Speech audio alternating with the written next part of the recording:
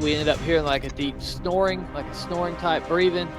Turned and looked, and there it was. When you see something like that, you want to see it longer. I feel that there's a big possibility that there's something out there. Creatures are designed to evade and survive and to blend in. And if this thing has more intelligence than any other average animal, it may have the ability to stay hidden. I'm a believer that they are flesh and blood creatures. We have a pretty convincing film from 1967. To me, there was nothing that I ever found real about the PG film. The moment I personally saw it, it screamed fake to me. Forests in general hold mystery, and things happen there that we don't fully understand. He let out this call, okay? Blood curdling, bro, like you felt it. But that wasn't the worst part.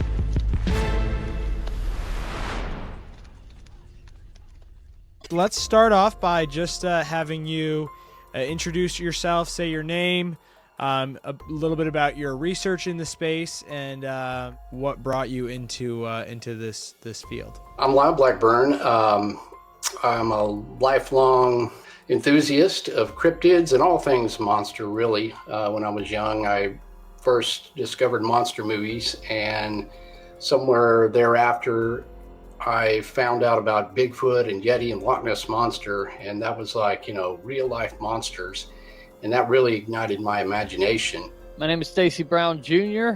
I am from Crawfordville, Florida. I got into Bigfooting when I was a kid, really. My dad, watching Unsolved Mysteries and like Sightings and these other type shows, they had, Bigfoot stuff on there, so it always fascinated me. I was checking the books out from the library and stuff like that. My name is Todd Prescott. I'm from Ontario, Canada. I'm a Sasquatch researcher. As most young children, I was just involved and interested in mysteries. I grew up on the edge of a forest, so I was intrigued by what that had to offer and the mysteries of the forest in general. But probably, I'm guessing around the late 80s, when I got my boots on the ground and started going out into the forest and would hear things that I couldn't fully understand. And of course, reading all the reports, talking to witnesses and reading about those encounters in books as well. And very close to home, which was surprising. So when I realized that there was Sasquatch activity, just around the corner, let's say, from where I lived, that was pretty inspiring and intriguing. And that may have been really the catalyst to make me go, wow, these things must exist if there's so much rich history, even in the area that I live. I had thought that Bigfoot was a normal primate. At this point, I have no idea what they are. I don't think there's anything normal to them. I don't think they... So it's not out of the realm of possibility for you that they could be of the paranormal realm and have supernatural powers? No, I believe that's what they have.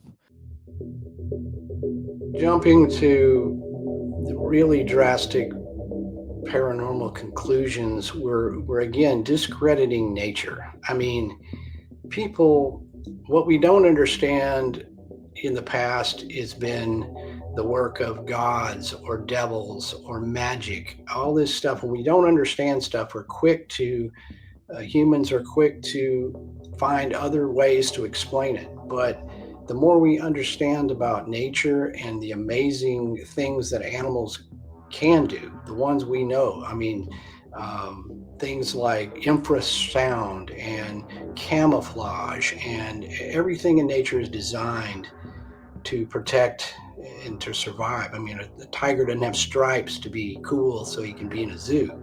Those help break up his form and help him hunt, and he's an apex predator. There's a documentary on octopus. It's almost like some kind of an alien creature. It's so smart and so amazing and so almost has emotions. We know octopus exists, so I think the fact that we got to start first is people go, it just sort of disappeared. Well, I've been up on animals that just went simply out of sight. and you did not see them. They blend in. You could walk right past them and never see them. And if this if Bigfoot had the wherewithal to do that, it could easily do that. It's not magic. It's not supernatural. That's that creature's environment. Not to say that it doesn't turn out to be something even more, hard to understand, but I think we simply we can't say it's not natural than to jump to that, and to talk about that definitively. I've heard people tell me they went to Bigfoot villages and all kinds of stuff no. Let's rail it back. Let's take what we know and make hypothesis from there. I'm a believer that they are flesh and blood creatures. I mean, they're leaving footprints. They act like flesh and blood creatures. If they were paranormal, I wouldn't see why they would need to show themselves. We have a pretty convincing film from 1967. Of course, it's controversial, but in many people's opinion, shows a Sasquatch. If it had paranormal abilities, why did it stay out there in the open for so long at the risk of being shot or captured or whatever? It just sauntered along the creek bed. Then we have lots of reports of road crossings, dangerously so, where they could be hit by a vehicle, and there's reports of them being hit by vehicles. There's reports of them raiding chicken coops, raiding dumpsters. If these were paranormal creatures, I don't know why they would choose to put themselves at risk or do things that are very biological in nature and flesh and blood in nature. And that's something else that the native people just couldn't agree on what they were exactly. And my explanation for that is, if you don't see something very often, it's going to seem like it's paranormal. It's almost an apparition.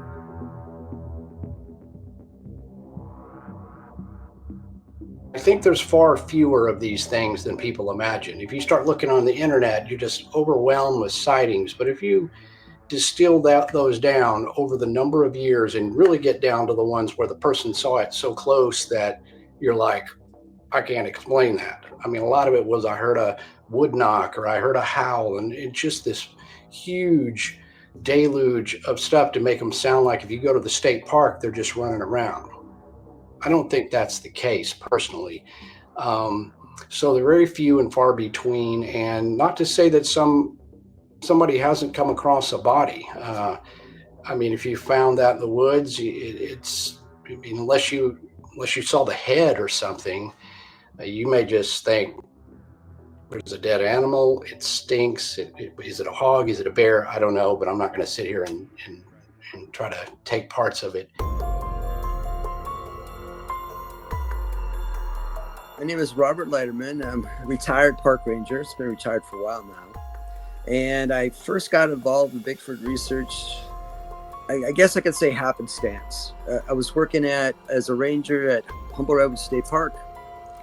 And it was Labor Day weekend, and an old friend of mine, at the time a new friend, John Freitas, he was with the BFRO, and he was on mission night scream stuff, and he had swung by Humboldt Redwoods Park because they were following up on a report that was on the BFRO about a father and a son having a sighting on one of the trails. I decided that it'd be interesting to follow up on it, because then I saw to the connection in the BFRO, that they wrote up their adventure they had out there, and I thought it was kind of interesting. A dad was staying at the Burlington campground. He was walking with his son on the river trail, and at one location, his son's shoe was untied, so he asked his son to tie his shoe. So son's been over tying his shoe, dad's standing around waiting, and he's looking up the hill, and he sees up at this hillside, he sees what looked like a half naked, which means waist up, hairy individual on two legs, walking back and forth between what he described as some trees,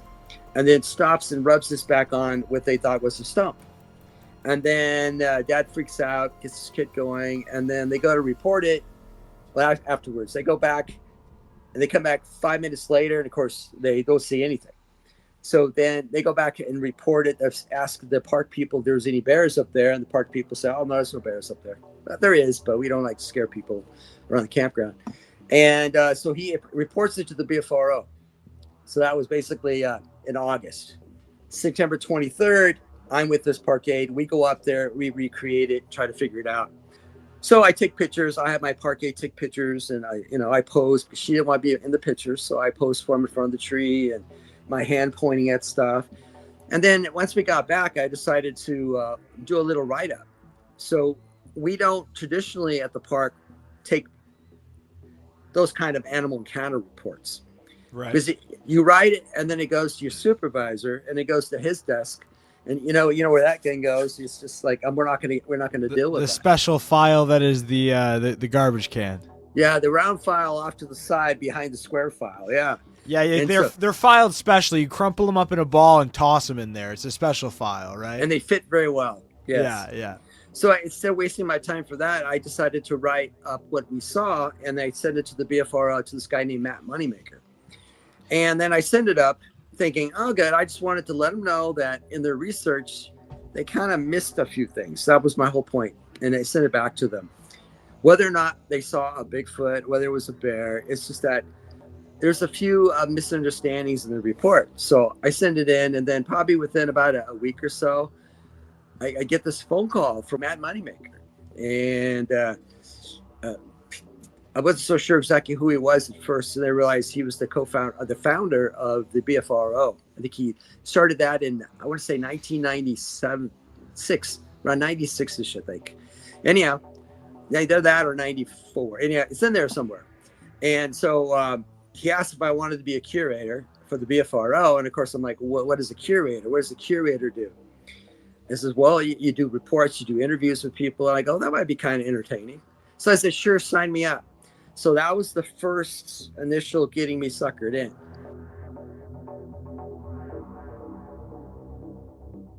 Years ago in the Ocala National Forest of Florida, I chased something through the woods that had been hitting a can. And this was in January, no one out there. But I never could catch up with it. It was one step ahead of me. I had a flashlight, and eventually I had to stop because I was just sort of running pell-mell, and I'm like, I will get lost in here. So there's those times when you don't see it. The most definitive encounter actually didn't happen until earlier this year, believe it or not. And this was in the Boggy Creek area near Fouke, Arkansas. And I've had some possible sightings up there in the past. The thing was a little bit too far away for me to say 100%. But in this case, this was back in April. I had gone up there in search of what I call a boneyard, for lack of a better term, because I had been up there and found these hog skulls that had been piled up. And someone told me that they had come across a pile of, like a bone pit, where there was deer and hog bones in it, which I thought was odd because a lot of people shoot hogs and throw them, but usually people don't throw deer carcasses, in that. So I thought, okay, I'm going to go find this. So myself and another longtime research friend, and my girlfriend was with us, and we hiked in there late one afternoon and hiked around. We're looking for this thing, and it's a very swampy area. It's literally like a lake that looks like something out of like a horror movie. It's very swampy and dark back in there. And we were hiking along. It's like kind of a creek that runs there, looking for footprints, looking for the bones. Never saw the bones, and they were about 20 yards back. And this was getting later in the evening, and we had been in there for probably at least 3 hours walking.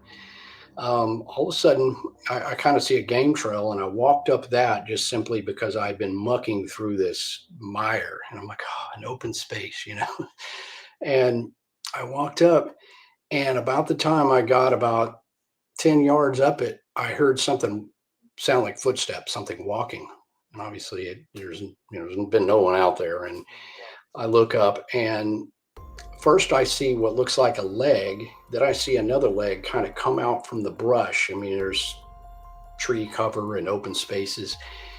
And then within just seconds, I see what looked like an entire body just walk out and walk bipedally for about 3 or 4 seconds, right between some trees and cover, right there, probably no more than like 30 yards from me. And within those few seconds, your mind goes from, there's a person out here, it's a hog, it's a bear, and then you just kind of go, that's none of those. This is not wearing clothes, it's fully upright, definitely not a bear. I would estimate about 7 feet tall. The best way I can describe it, it looked very black, like literally just deep black. And if you've ever driven by a field where you see cows, like in the late evening, if you look at the black ones, they are just black. It looked that way, and it sort of disappeared into the brush. And at that point, I basically had two choices. One, to kind of run after it so I could get a better view. And of course, I couldn't get my camera out in that split second. It happened too fast. Or I can tell the others what I just seen. And I thought, well, maybe I should tell them, because now there's 3 people looking. And so I didn't run straight after it. And I went, and I had to go about 15 yards down and they were talking and try to tell them what I saw, and let's start looking. And by the time that happened and we sort of descended in there, wherever this thing went out of sight, it wasn't there. And we spread out and looked and never saw it.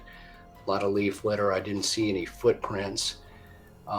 And it was just that fast. And unfortunately, they weren't looking, and we just couldn't find it. I regretfully should have probably just ran after, because when you see something like that, you want to see it longer. Yeah.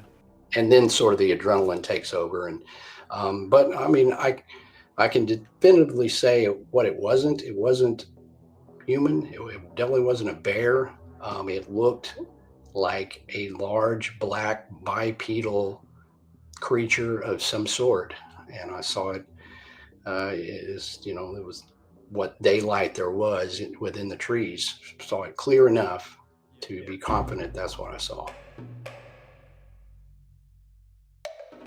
In looking at the indigenous people's beliefs in these creatures and how they describe them, both physically, spiritually, and whatnot, there's a vast difference between them.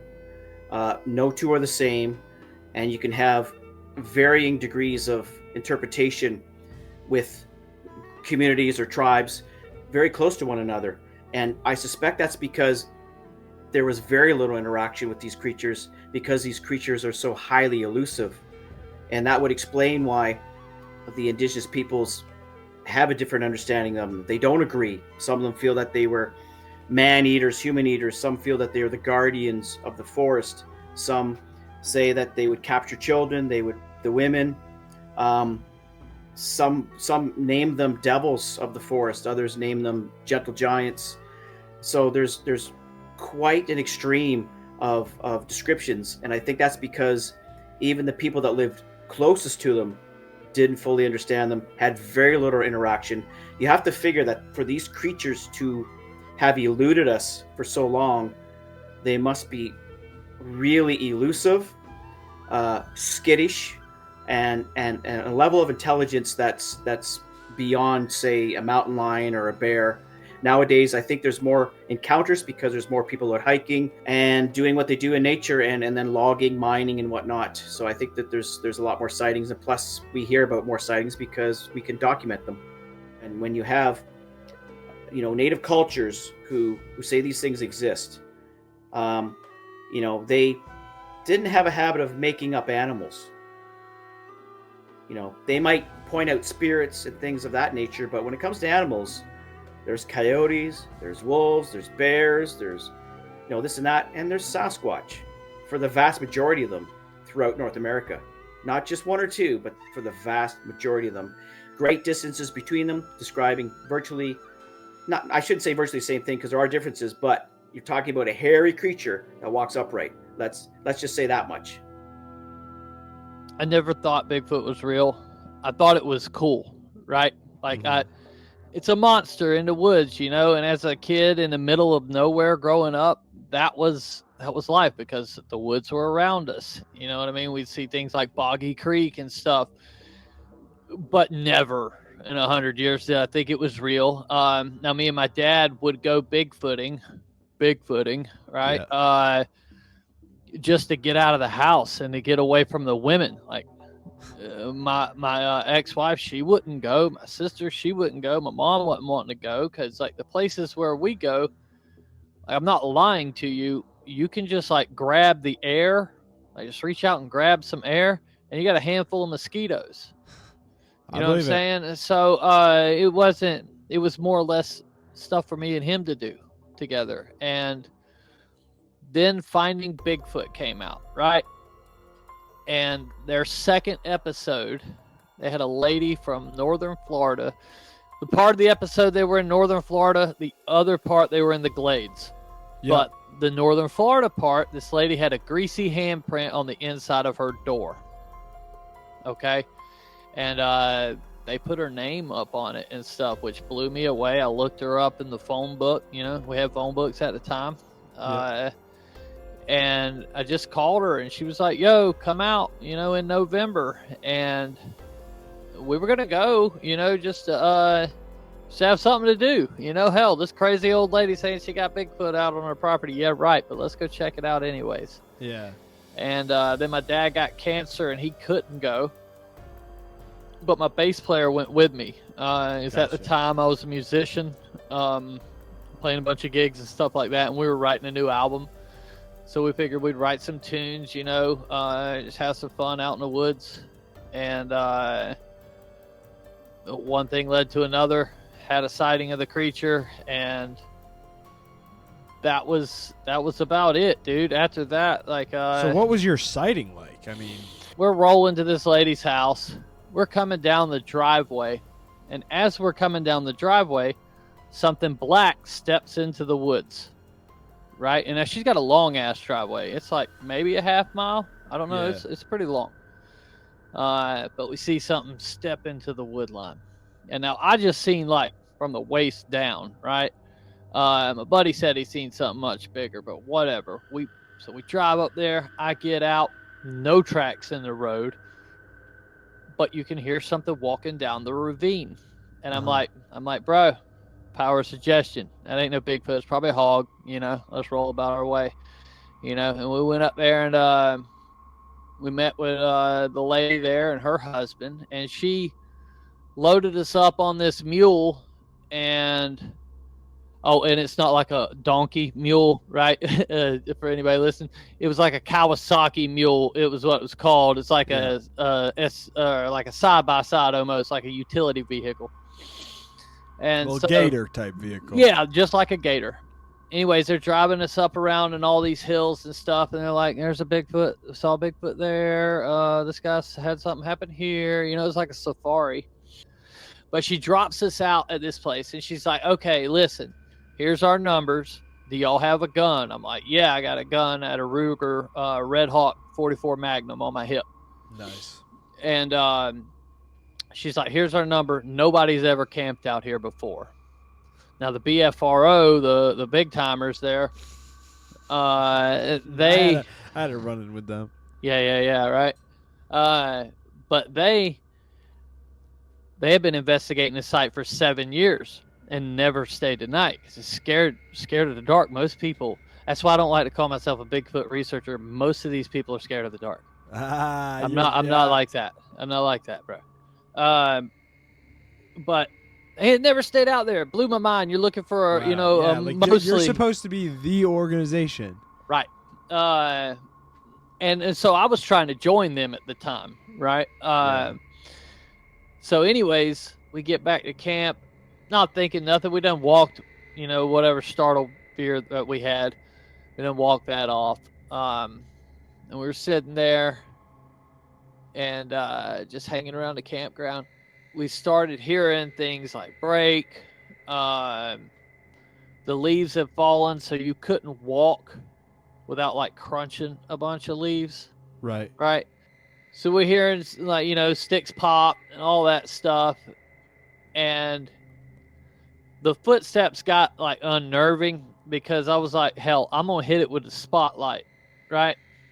And so I hit the thing with a spotlight, the tree where I heard the steps go to. And I was like, I'm just going to sit here and hold it. You've got to walk out at some point. And then after about like 10 minutes, the thing doesn't walk out. So I turn the light off and start walking back up the hill.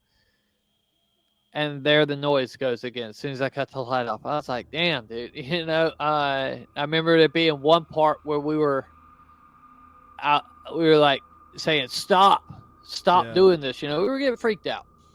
And then we just sat down and we started talking. I don't remember really what we were talking about, right?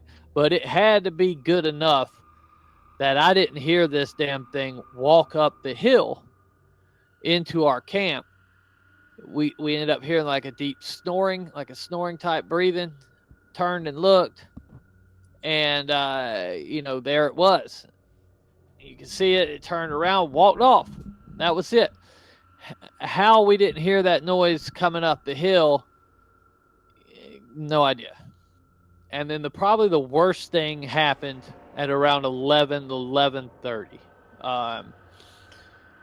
Once again, I was like, get out of here. You know what I mean? Yeah. But around 11:30, he must have been down where the creeks merged. He must have been right there. Gotcha. But he screamed. He let out this call, okay? And blood curdling, bro, like you felt it. But that wasn't the worst part. 20 seconds later, maybe, another one, the same exact scream, but from about a mile away. And I was like, oh, great. He's done called Larry and the boys, and we're about to have a good party. You know what I mean? So at that moment, it was kind of like, bro, you're in the ape enclosure. You know what I mean? We've came to the zoo, we've crawled in the enclosure, and we set up tents. But hey, that was it. After that one call from a distance, I guess he went to it. We were absolutely scared that, oh, he's calling him in. Or do you think it transported that quickly and it wasn't it? Oh, like, I don't know. I never thought about that. Do you think Bigfoot has like paranormal powers or like supernatural powers at all? Well, like I said, I don't know how the thing got up the hill Yeah. and made no noise. And you're not going to do that to me. Yeah. You ain't going to sneak up on me when I'm scared. Right. There's no conversation on this planet that I'm going to get into with any living person that's going to distract me like that. The accounts of paranormal activity with Sasquatch, at least a paranormal Sasquatch, let's say, are so far and few between. It's such a low percentage. It's hard to really give it much merit because the vast majority of sightings are road crossings. And rarely will you hear of someone saying, well, it was crossing the road and then just vanished before my eyes. I think with anything that's like a mystery, there's a lot of people are attracted to want to believe things and explain things away because it's much easier to say that they can make themselves invisible than explain how they've eluded us for so long. But I will say that there seems to be some weird things that do accompany Sasquatch research, and I've experienced those myself, but I can't say that it was as a result of Sasquatch. I just think that forests in general hold mystery, and things happen there that we don't fully understand. And if you watch shows like Skinwalker Ranch, you see there's some things going on in the skies and on Earth that we just don't fully comprehend. If Sasquatch is a part of that, I'm not so sure. I'm going to exhaust the flesh and blood theory until I can't anymore, and then maybe I'll jump on the woo wagon. Patterson and Gimlin, everything aligned for them at that moment. They were on horseback, so their approach was masked by that, as well as, Patty, as she's referred to, was crouched down by a creek, and that creek makes noise. Gimlin and Patterson said that the wind was blowing into them, so she couldn't necessarily smell them, and the approach of the horses may have seemed to Patty to be that of another ungulate, like a deer or something. And then also Patterson had a wind-up camera. a Kodak K100. And that probably, I don't know, but it probably doesn't give off the ultrasonic waves that our digital devices do. And there's speculation that these creatures, as well as other creatures, of course, we know, they can hear ultrasonic high frequency pitches that we're just not aware of, that are happening when a trail cam is on. When you flip open your phone, they may hear that. It's interesting because we have, a film, like a bona fide film of the subject that's the longest that we know of. Yet, like you said, with all this technology, with drones and whatnot, we just can't get the footage. But it's interesting when you look at hunters' trail camera images, often the animal's looking at the trail camera. They know it's there. It may be it off-gassing, so they sense it by smell, or it may be because of the ultrasonic frequencies that they hear. But I think that when you're in tune with nature, and anyone who's been in the woods for a long time will agree, you just become acutely aware of things. When something's been moved or changed, you know it. So I think that all those things coupled together make it so Sasquatch can be very aware of when you are there with technology. They know as soon as you step foot, you got your phone on, you've got your digital camera, you got a drone up overhead. It's maybe going to take cover, hide out. It doesn't know what it is. It's freaked out. And it's like, I'm out of here. You're not going to see me. How confident are you in the film itself that Sasquatch, that creature? Something was walking on that sandbar, and when I watch the footage, in my mind, I see ripples of tissue. I see a lot of things, and maybe it's wishful thinking, but yeah. So personally, yeah. To me, there was nothing that I ever found real about the PG film.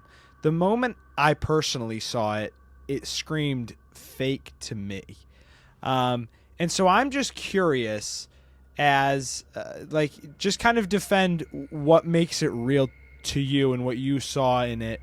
And that for you, it feels like it is a creature and not just somebody in a costume.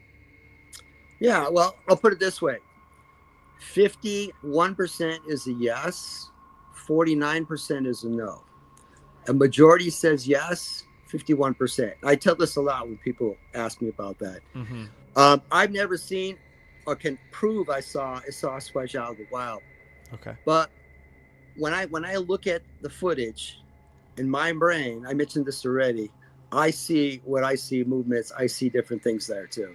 Now, all those experience I've had on other research things push me past the 51% of trying to explain what I see or what I experience. And so I think there's a possibility that it is. Now, I haven't seen it. I wasn't there in 67. Right. And I hear a lot of stories, and a lot of stuff that don't match up. I've talked to Bill Munns. I've listened to him numerous times talking about how he looks at the film and how he applies his evidence to that. And there's a lot of stuff that makes sense when I hear him speaking about it. So I give him a lot of credence for what he does with that too, which that helps me make a decision based on watching other people who I respect what they have to say about it. I'm not 100% of anything, but I feel that there's a possibility, and a big possibility, that there's something out there. The Patterson-Gimlin film, I think it's fake, but that doesn't turn me off to Bigfoot as a whole, right? Because I think because people still to this day fake Bigfoot sightings. So there's a reason to fake it, right? Because there's something there to fake. People have been Bigfooting at least since the 60s. Yeah. Okay. The best piece of evidence we got is the Patterson-Gimlin film. So let me actually ask you about the PG film. Do you believe that that's Bigfoot in the film? No. Okay. You think it's fake? Mm-hmm. Okay, thank goodness. Okay. It looks fake. Oh, thank goodness, dude. I think it's so fake. I like it. It doesn't. Because a lot of these like older guys, like they ride or die by it, and when I interview them and I ask like what makes it real to them, they kind of give me these answers about like them seeing like muscle tissue, and I'm like, yeah, I've never seen that. They don't see it neither. I think that it's a fraud, so I'm glad that you think that's fake too. It's. makes me feel I'm better. gonna prove it. Okay. I'm gonna please prove do. it's fake. Prove I'm gonna prove it's fake. Prove the Patterson-Gimlin film is fake right now. Well, I'll tell you how I'm gonna do it, but in 2025, I hope to do it. So this is like my only New Year's resolution. Or I'm going to prove it real, one way or the other. So, Okay. all right, first of all, there was a guy named Leroy Blevins. He built the Patterson suit afterwards. He built a replica of it for like $300. It looks good, bro. It's just black, right? Yeah. And he built it with, technology from the time. It looks just like it.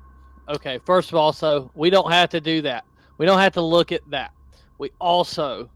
We can ignore the fact that Roger Patterson wrote a bad check and had a warrant put out for his arrest because of the thing. All right? So we can scratch that. We don't have to look at that. We also don't have to look at the fact that Bob Gimlin, even though I've met him, he's a nice guy. This is where I'm torn on this, right? Nice guys are liars too, right? Or tell fabricated stories. Anyways, Bob Gimlin straight up says, hey, guys, I never worked a camera. That wasn't my thing. I'm the horseman. And it was just me and Bob out there. So what do you see in the frames before you see the Patterson film or the Patty if you watch the film? What's coming around the corner on a horse? It's Roger, right? And there's somebody filming him. And then after he walks by, there's this nice pan up to the trees. Right. So who's the third person? Bob. Exactly. If you didn't work, I've got you on recording saying it. Yeah. Okay. All right. So let's just ignore that. Okay. Because this is what the Bigfoot community does. They ignore these things that I'm about to name off. There's also the deal that it's rumored that Roger Patterson sold 50% of the rights to 10 different people. I don't know if you can do math, but the math ain't mathing on that, bro. All right. So that's also something on his character. We'll ignore that. We'll also ignore the fact that Roger drew Patty 2 years before he filmed her. Okay? That's on the cover of a book. This is, and they're like, oh, well, the Bigfoot community's rebuttal to that is, well, he's drawing what a guy said. Yeah, but he's also drawing exactly what Patty is. And they're like, well, Patty's a female Bigfoot's going to look like a female Bigfoot. But you scientific evolutionists, you Bigfooters, y'all claim Bigfoot to be a primate, okay? So, all right, Bigfoot's a primate. So why has it got hair on it, bro? You name me one primate that's got hair on its breast. What you think these fools sucking down a hairball? Yeah, that's true. They're not. They're not. Look at all the primates. And then also, on the female primates, their breasts don't be sagging like that. Yeah. They really don't. Yeah. Look at them. You can look these things up. Okay, so we'll ignore that. They also say, since it's a primate, the eyes glow or they shine. Patty really never raises her arms. Her padding, her hands are the same color. Yeah. Or darker. They're darker on the paws, I think, on her hands. The inside of her hand is darker. Which makes no sense. It'd be like worn and yeah. So they'd be like gray and weathered because they'd be using them. They don't got lotion out there. None of it. Patty wouldn't be using no lotion. Why is the bottom? No gold bond for Patty. Right. Yeah, but no. The bottom of her feet are white. Another thing Bigfoot don't do, and it's walk out in the damn open in the daytime. Yeah. You don't make a living staying hidden doing that.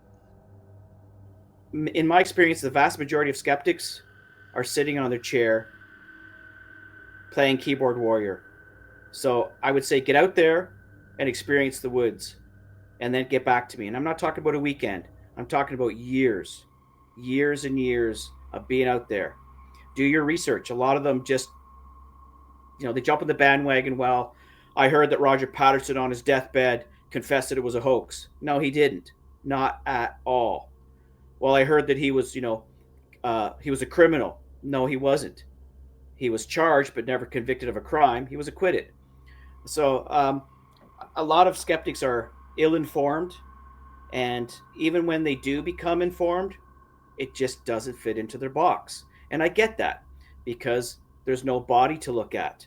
But I would say get out, do some research, boots on the ground, pick up some books, read about accounts, talk to witnesses, and I hate to say this, but have an open mind. We have a long history of hominids in the evolution chain, so I mean, this is probably just another hominid.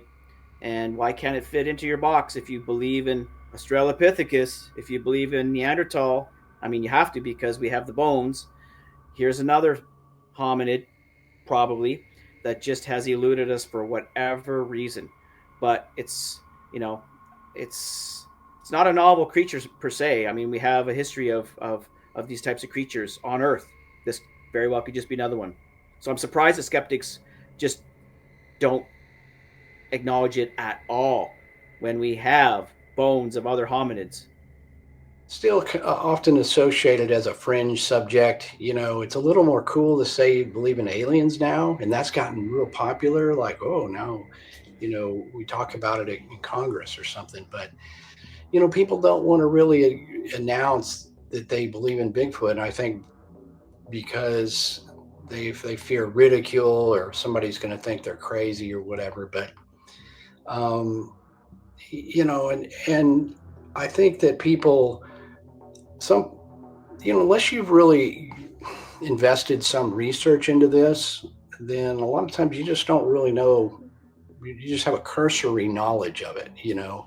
Most people just think there's one Bigfoot, and that was in the Patterson-Gimlin film. That's it. They don't really follow it. So I think they're just at a disadvantage of their gut reaction is, oh, that doesn't exist. It's silly. It's now Bigfoot's a pop culture thing, and we don't have one, to scientifically prove it. I think it just a little bit of people haven't researched it as well as they're reluctant. But when people come over to my house, like any service guy, the cable technician, they'll look around because I got all kinds of stuff in my house. It's like a cryptid museum. And they'll be like, so what's the Bigfoot thing? They'll be like tentatively starting a conversation. And at first, they're not going to say anything. But by the time they're done, they're telling me about some experience they had or their cousin had. And they know that it's a safe environment. Well, what? And they're asking me questions. What do you think about this? Because you can tell they can't bring that up at the football party because the dudes are going to go, oh, Bigfoot. I don't care what people think. I just see what I see. I'm not trying to convince them either way. I just tell the story. It just is what it is. Don't care. People that are really trying hard to convince or obviously want, I've had people message you need to listen to my encounter. I need to be in your book or on one of your documentaries or in your, really just hardcore. I'm like, no, red flag. The average person who has an experience where you run into a 7-foot tall, huge, muscular, ape-like creature, a lot of times didn't have it's not the best, friendliest encounter, and they're not trying to advertise it. They can be traumatized. So in those witnesses, you can kind of tell where that emotion comes through, and they do feel they were threatened. It kind of haunts them. I think that's probably what would happen if you saw this thing unexpectedly, especially if you saw it up close. I don't place their behaviors off of anything I haven't come up with. Yeah. Right. So if I go out, I'm doing it the way I know things that work, things I believe about them. The stories, what can you draw from the stories? Okay. If let's say I do 100 people, 100 interviews today. Yeah. Okay. They're going to fall into the category of misidentifications. Okay. These people aren't lying. They just really mistaken what they saw. Okay. Then you've got people who are schizophrenic. Go to a Bigfoot conference. There's a ton of those. They're amongst. I've been to enough conferences. I know. Yeah, they're amongst us, bro. These people are actually seeing something. It just ain't there. Yeah. Then you've got people who are just straight lying through their teeth. Right. Right. And then you've got sandwiched in there somewhere some people telling the truth. Okay. Yeah, I definitely think a lot of people are experiencing things, but I guess for me, what I feel like most people at these events, like when they tell their stories, the things that they're experiencing, especially when it's not visual, And it's just hearing things. It all, for me, I'm like, okay, I could explain that based off of a creature in the woods. Like tree knocks, certain tree knock sounds, I'm like, well, squirrels knock on trees all the time. And there's certain animals that knock on trees all the time. So I think a lot of times when people, I kind of mentioned earlier, but like Bigfoot on the brain, or what you mentioned, when people go out and they want to see this thing, or they want to find it, they'll make anything. Like I know I'm friends with a couple guys that they do a podcast. They're also boots on the ground, and they talk about this gifting chair they have, and how they put like honey buns and like zingers on the gifting chair, and they come back and it's covered in slobber and eaten, and they're convinced it's Bigfoot. But for me, any animal would be doing that. A bear, Of course. And then I ask them, like, do you have, like, what about like game cameras? And they tell me that their game cameras never work. But I don't know. It's interesting to me. I just think a lot of people jump to conclusions. They do. When it comes to it. And if you look at the Bigfoot community, you can see what I'm talking about. It's a very toxic place. Mm-hmm. Right? The people, like with the Patterson-Gimlin film, you'll piss people off telling that you think it's fake.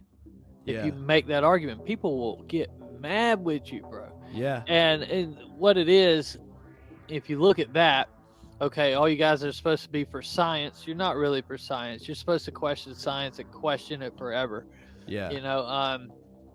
We've never had a recreation of Patty anyways. But they get so sold, and it's like a click, and that kind of dilutes everything. So, and then at the end of the day, it ends up becoming a pissing contest.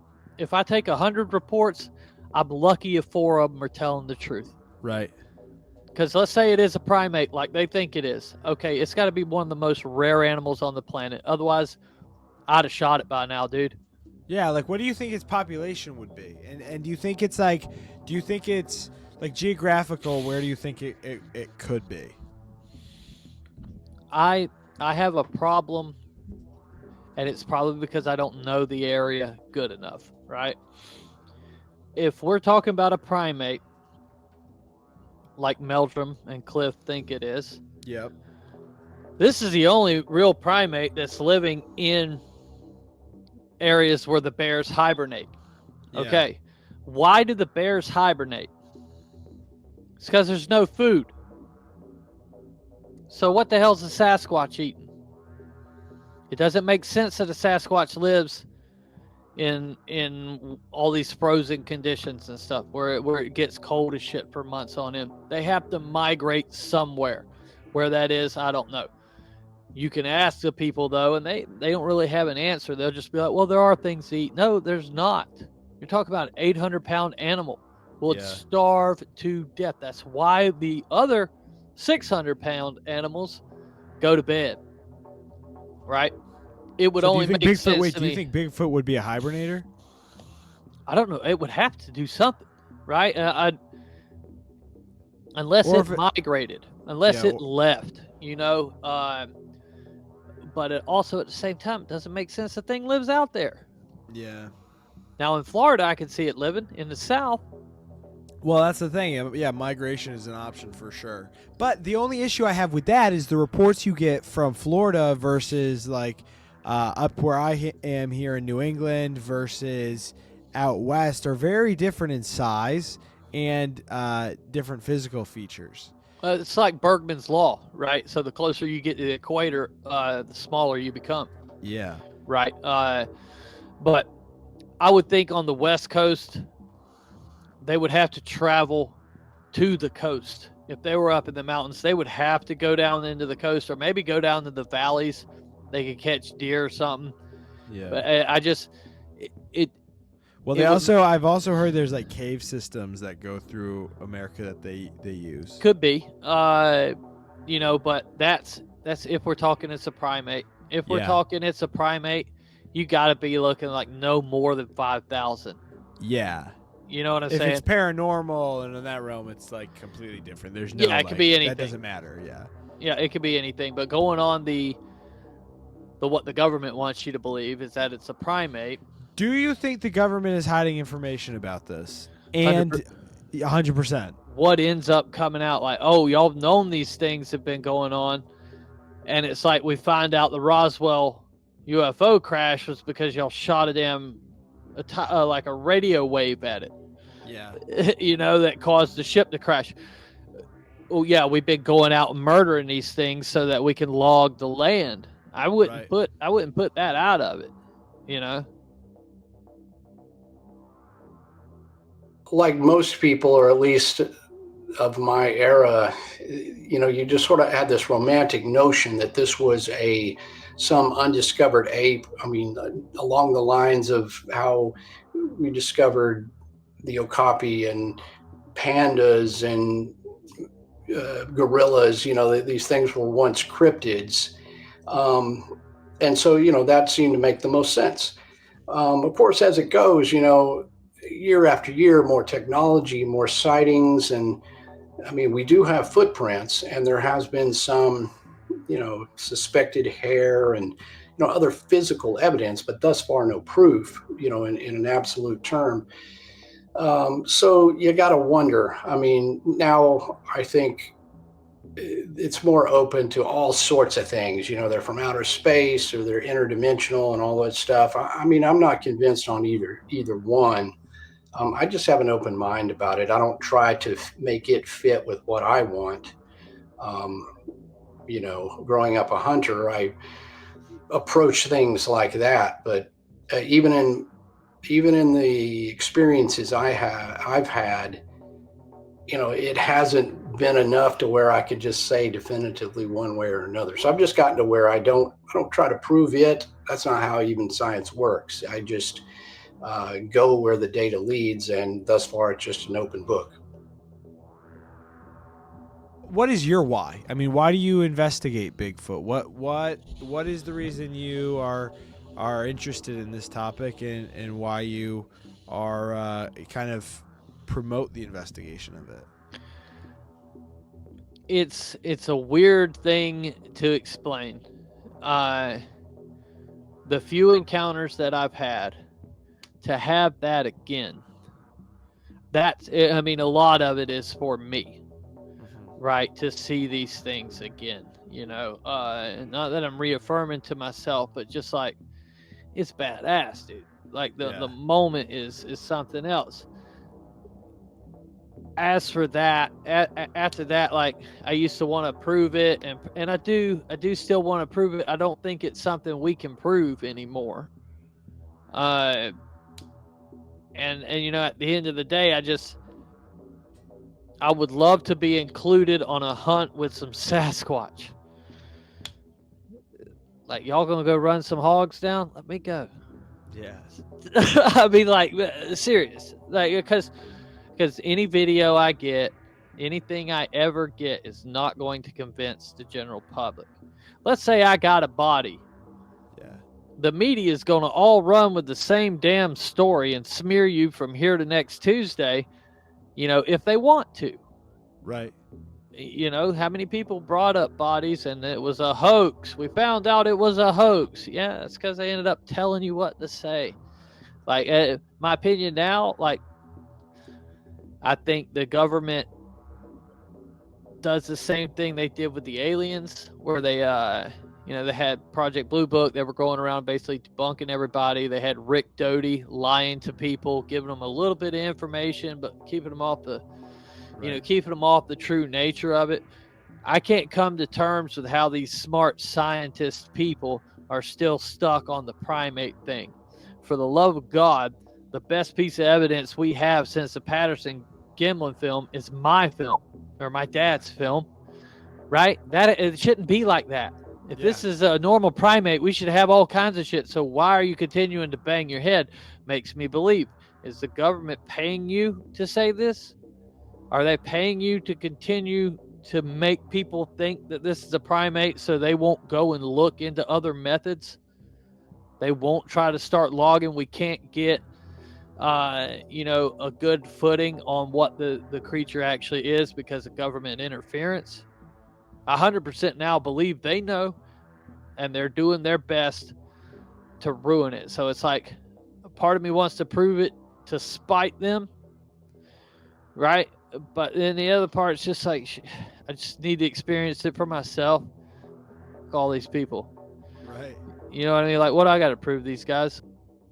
Fat slob sitting in his mama's house. Keyboard warrior. Yeah, and these people. You know what I'm saying? Like, at the end of the day, it'd do that to it. So like now I just go with people that I really care about, and we go and have a good time and hope for the best.